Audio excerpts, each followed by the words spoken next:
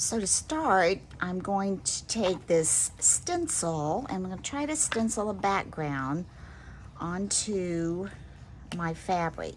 Now this fabric is cut 3 by 4 inches, and I looked at it and I think this is the right side, so that's the side I'm going to stencil on. And it just so happened that the squares I had already had been cut with pinking shears around these 2 edges, so I just cut it so I could have those already done.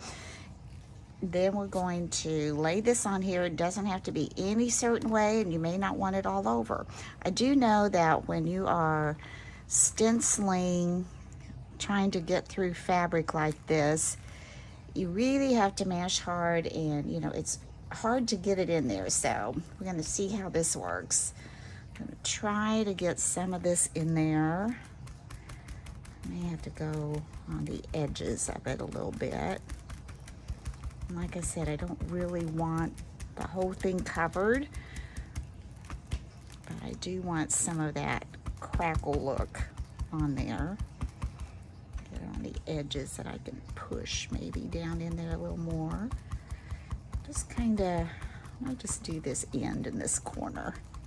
And maybe just a tad, because I don't know how much is actually getting on there. So I'm going to put some down here, a little bit maybe. Now, a little bit here.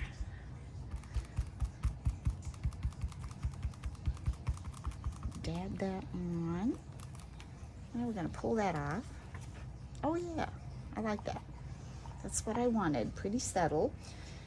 Put that aside. Now we're going to use stamps with just the ink pad and my stamping block. All right, I think I'm going to do the writing first, and I'm going to do it in purple. So I'm using this kind of script print. I'll stick it on my stamping block. Take purple, kind of a lavender. This is actually called Conforms. I don't know. Doesn't really have a name. This came with some of my Diamond Press stamps and dies that they offer on HSN a lot. They offer some really cute sets. So I'm going to ink this up pretty good because I'm going to have to mash pretty hard to get this into the fabric.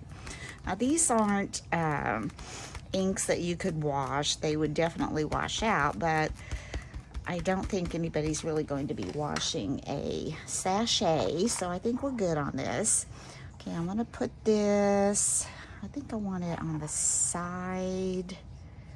I think I'll put it here. Okay. It's hard to tell. I think like this.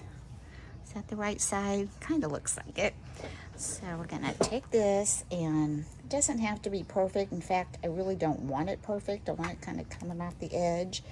Like I said, I'm going to mash really hard to get that into the fabric. Good, good, good, good.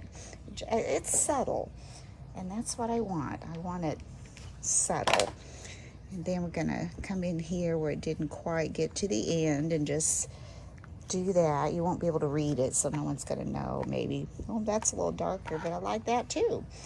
Now we're going to pull this off. I usually try to wipe my stamps off as I go. That way, when I get ready to use them again, I don't have to sit and clean stamps. That's good enough for now. Pull that one off. Now I'm going to take my bird. He's on a little branch. I use him a lot. He's one of my faves. All right, and I'm going to do black with him. This is Tuxedo Black from Memento. A lot of us use that when we're stamping. Now I want to make sure I get it on there really well, because there's no double stamping like this. Now if we were doing it on a Misty, which I love my Misty, you can go back and just stamp the same spot because it keeps it there for you with magnets. All right, we want the bird on there. Want him kind of up a little bit. And remembering we'll be sewing around this, so I want to keep him where he will show up. Isn't that cute? Cute, cute, cute. Let's wipe off that block and wipe off that stamp. I'm gonna set that aside. Put the lid back on. And now what we're gonna do, you're going to take your Warm and Natural and you're gonna cut the same size, and it's going to be 3 by 4. Then you're gonna line up your top on here like so. And you're just gonna take it over and line up the other side.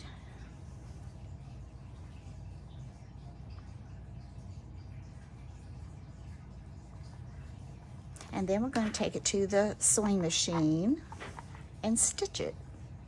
So now we're just going to sew around 3 sides with about 1/4 of an inch seam. And I usually put mine right on the edge of my presser foot, and that gives me pretty much of a 1/4 of an inch seam. So I'm going to stitch around that.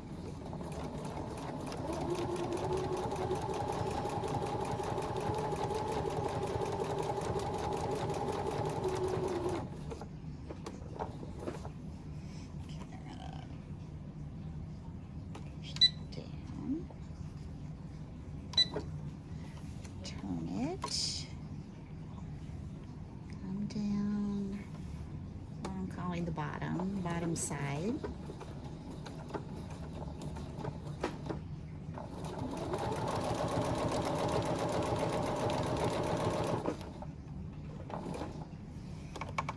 Turn it again. Come up to the top.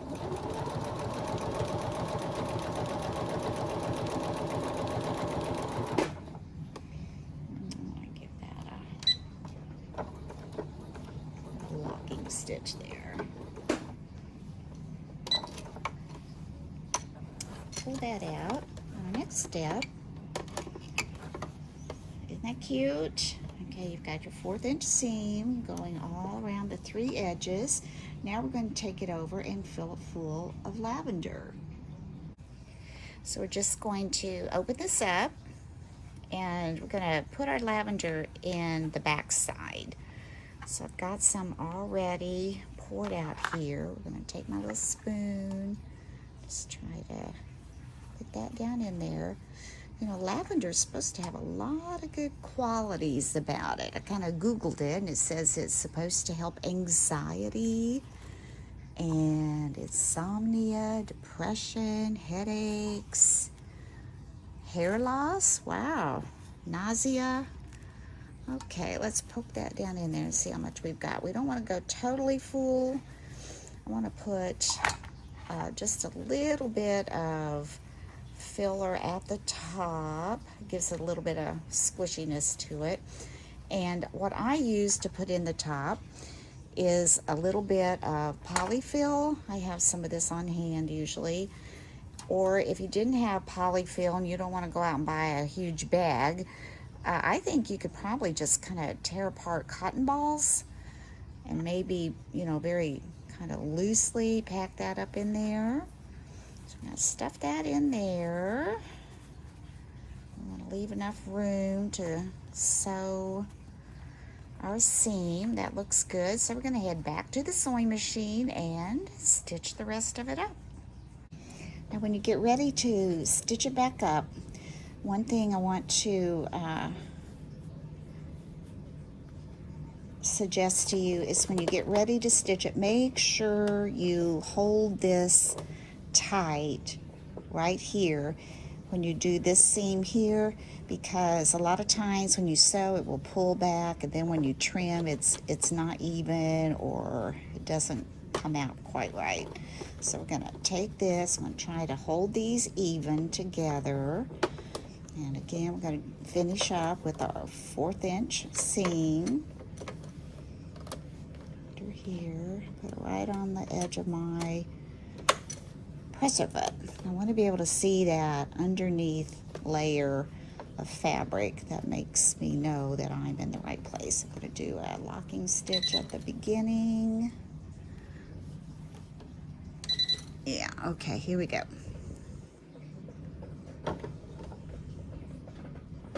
Maybe. Here we go.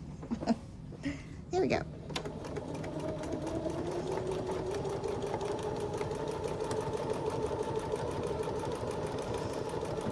Back stitch when I get to the end of this. There we go.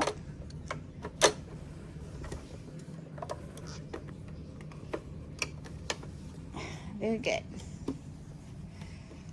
Now we're going to head back over and we're going to trim it up with pinking shears all around the edges. Then we'll be ready to package it. Okay, so we're going to take our pinking shears. This side, as I said, has already been pinked from the fabric squares I purchased. So over here, the back side didn't get it, and as you can see, this is what I was talking about.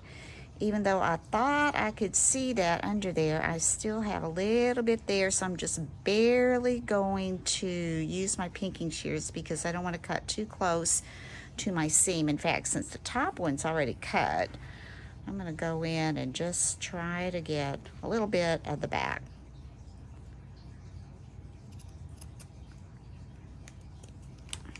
Maybe if I go this way, I can see what I'm doing a little better. Just kind of get that in there and just a little bit. Just gives it, I don't know, a little bit of a finished look. Almost there.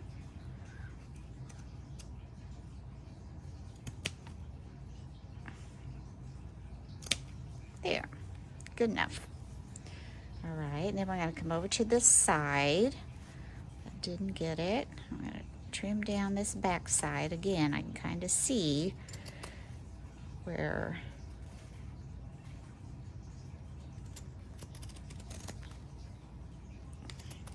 my back side pulled away as I was trying to stitch it. That's good. And we need to do the front side on this one.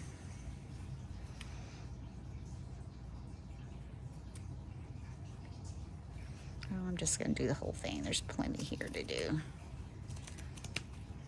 There you go. Now, got that all trimmed up.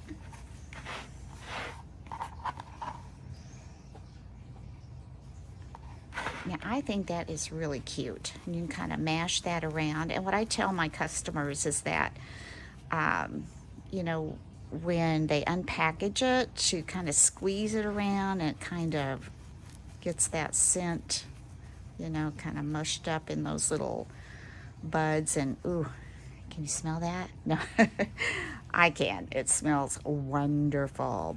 Now, for packaging, I had these already in my stash. They're 7.5, I think, by 3, and of course they're way too large. So what I did, I just poked them down in there like so. Actually, I want this to go this way. They're too long, but that's not an issue. We can fix that. And the reason I package them too is, you know, if you make them ahead of time, you want them to hold their scent. So this way they're sealed and they will hold their scent. Then I just, you know, release that little self-seal tab and just kind of fold those down, seal it up, and look how cute that is. Now to finish it off, I usually take some ribbon, and since we're doing lavender, I'm going to do lavender. I'm just going to take this and wrap it around like a package.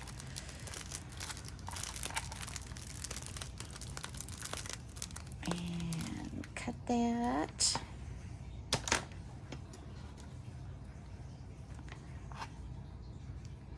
Give me enough. make a bow. Double knot this.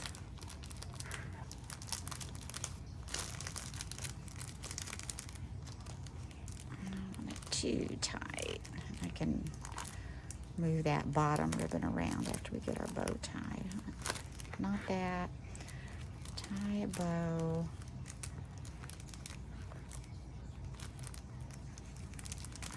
There you go. Fold these down a little bit. Kind of move that around.